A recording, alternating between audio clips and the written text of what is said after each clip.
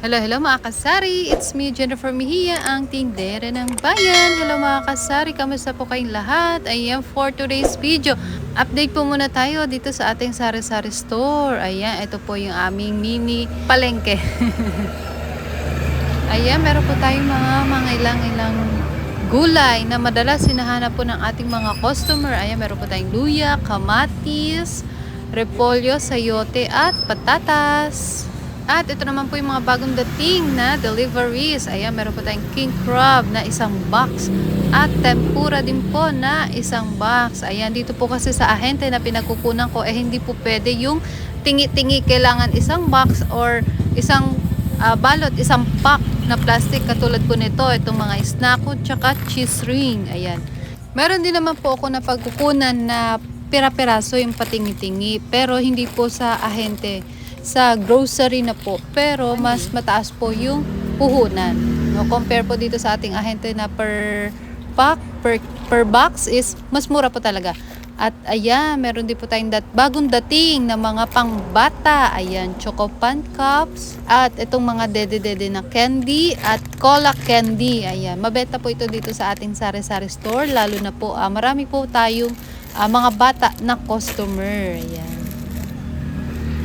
Ayan, kumuha na rin po tayo ng ilang ties na silka, 'di ba? Kasi mas mura po talaga sa ahente.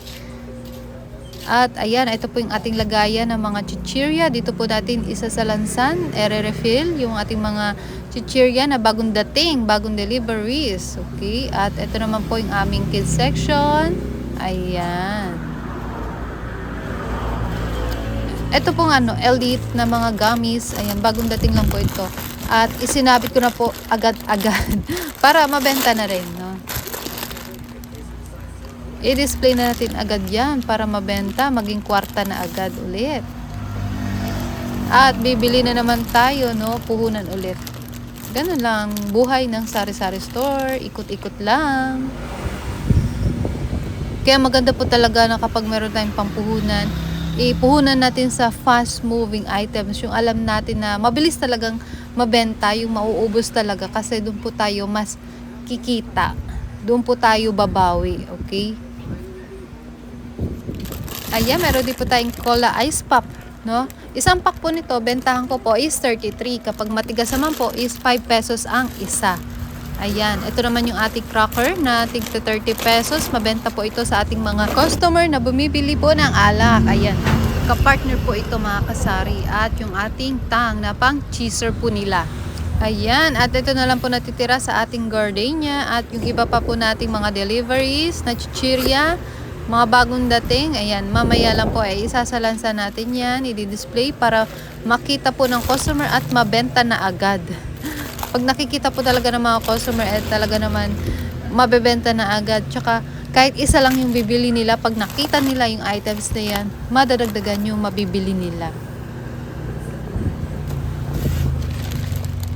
At yung ating mga biskuit, ayan, mabenta po para sa mga estudyante na magbabaon sa school. Yung ating tang Nestle, re-refillan natin yung mamaya. At ito pa nga po yung ating mga pambata na items, no? Mga pambata po talaga. Marami rin akong items niya kasi mabenta po at saka marami pong bata. At yung ating downy. Ayan, ito naman po yung ating mga sabon sa katawan, no? At yung mga shampoo. At yung ating bagong refill na mga noodles. Ayan. Dito po sa mga sardinas, ayan, meron po tayong bagong dating na sardines. Mamaya magre-refill po ulit tayo. Ganyan, ito lang po yung buhay. Tindera, refill, benta, bili ng paninda. Ayan. Ikot-ikot lang po talaga.